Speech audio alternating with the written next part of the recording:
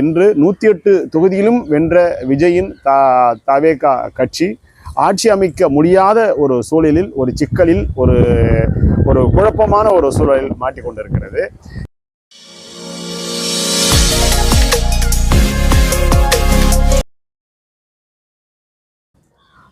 இந்த நடந்து முடிந்த அந்த 2026 சட்டமன்ற தேர்தல் நிலவரம் இன்று மிகவும் சூடேற்றமாகவும், மிகவும் பிரபலமாகவும், மிகவும் பிரசித்தி பெற்ற ஒரு செய்தியாகவும் தான் பேசப்பட்டு கொண்டிருக்கிறது. 234 தொகுதிகளிலும் தமிழக வெற்றி கழகம் போட்டியிட்டாலும் அவர்கள் 108 இடங்களில் அவர்கள் வெற்றி பெற்றிருக்கிறார்கள். மீதமுள்ள தொகுதிகளில் இதர கட்சிகள் பங்கிட்டு அவர்களுடைய வாக்கு அந்த எண்ணிக்கையும் அவர்கள் வைத்திருக்கிறார்கள். அந்த வகையில் தொகுதியினுடைய பெரும்பான்மை இல்லாததால் ஒரு தொங்கு சட்டமன்றம் உருவாகக்கூடிய ஒரு சூழல் ஏற்பட்டிருக்கிறது. அந்த வகையில் பார்க்கும்போது இன்று 108 தொகுதியிலும் வென்ற விஜயின் தவேகா கட்சி ஆட்சி அமைக்க முடியாத ஒரு சூழலில், ஒரு சிக்கலில், ஒரு குழப்பமான ஒரு சூழலில் மாட்டிக்கொண்டிருக்கிறது. இது ஆட்சி அமைக்குமா அல்லது வேறு கட்சிகள் ஆதரவோடு இது ஆட்சி அமைக்கிறதுக்கு உண்டான வாய்ப்புகள் இருக்கா, கூட்டணி ஆட்சி அமையுமா அப்படிங்கிற ஒரு பலதரப்பட்ட கேள்விகள் இன்று பரவலாக எழுப்பப்பட்டிருக்கிறது. அதுதான் பிரதான பேச்சாகவும் மக்கள் மத்தியிலே எழுப்பப்பட்டு கொண்டிருக்கிறது. அந்த வகையில் இன்றைய சூழலில் தவேகா ஆட்சி அமைக்குமா அப்படி என்கின்ற கேள்வியில் நாம் என்ன சொல்ல வருவோம் அப்படின்னா, கடந்த காலங்களில் இது மாதிரியான குழப்பமான ஒரு சூழ்நிலையில் ஜனாதிபதி ஆட்சி, குடியரசுத் தலைவருடைய ஆட்சி அமுல்படுத்தப்பட்டிருக்கிறது. அது தொடர்மையானால் அது அடுத்த தேர்தல் வரும் வரையிலும் அந்த ஆட்சி நீடிக்கும். இது கடந்த காலங்களில் 1976 சர்க்காரியா கமிஷனுடைய ஒரு பிரச்சனையினால் அன்றைய திராவிட முன்னேற்ற கழக அரசு கலைக்கப்பட்டு அதன் பிறகு எந்த தேர்தலும் நடைபெறாமல் இருந்தது.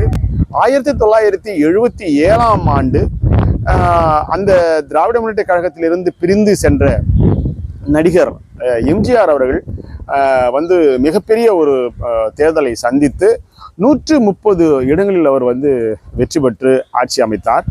அதுவரை கலைக்கப்பட்ட அந்த ஆட்சி ஜனாதிபதி ஆட்சியாகத்தான் இருந்தது. அதன் பிறகு 80களில் எம்ஜிஆர் ஆட்சியும் அந்த மாதிரி ஒரு சூழலில் இருந்தது. அதன் பிறகு 1987இல் திரு எம்ஜிஆர் அவர்களுக்கு மறைவுக்கு பிறகு அந்த கட்சியில் ஏற்பட்ட குழப்பத்தின் காரணமாக அப்பொழுதும் பல பிரச்சனைகள் ஏற்பட்டிருக்கிறது. அந்த நேரத்தில் ஜெயலலிதாவினுடைய ஒரு சாராரும் ஜானகி அவர்களுடைய ஒரு சாராரும் மோதிக்கொண்ட ஒரு சூழ்நிலையில் அந்த கட்சி தனிப்பட்ட ஒரு பெரும்பான்மை இல்லாமல் இருந்த ஒரு காலகட்டத்தில் அந்த நேரத்திலும் ஜனாதிபதி ஆளுநர் ஆட்சி தான் இருந்தது.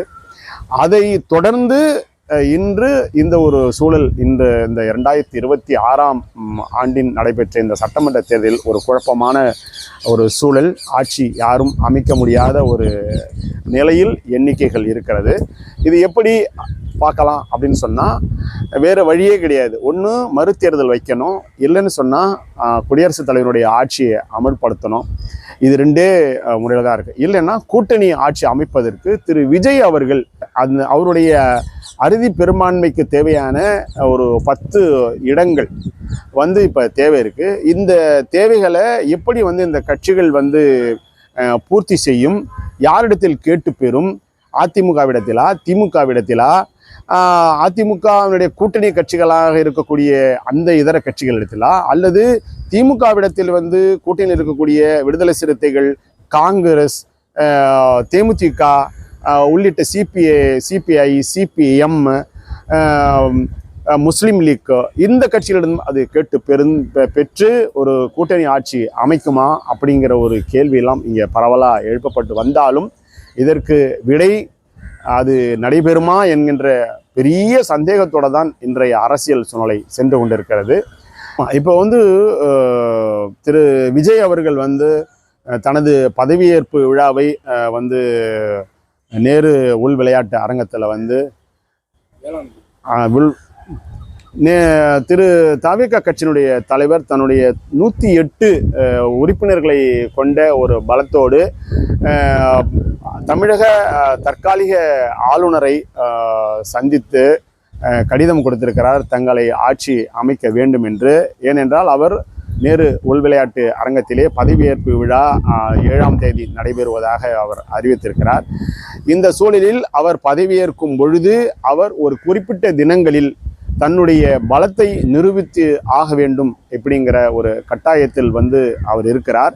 அந்த காலகட்டத்தில் அவர் அந்த பலத்தை நிரூபிக்கவில்லை என்றால் மீண்டும் ஒரு குழப்பமான ஒரு சூழலில் தள்ளப்பட்டு மீண்டும் வேறொரு தேர்தலை சந்திக்கக்கூடிய ஒரு சூழல் உருவாகும். அதற்கு இடையில் ஜனாதிபதி குடியரசுத் தலைவனுடைய ஆட்சியாக ஆளுநருடைய ஆட்சியை இங்கே தமிழகத்தில் தொடரக்கூடிய ஒரு சூழலும் இருக்கிறது அப்படிங்கிறதையும் நாம் இங்கே பதிவு பண்ணுறோம்.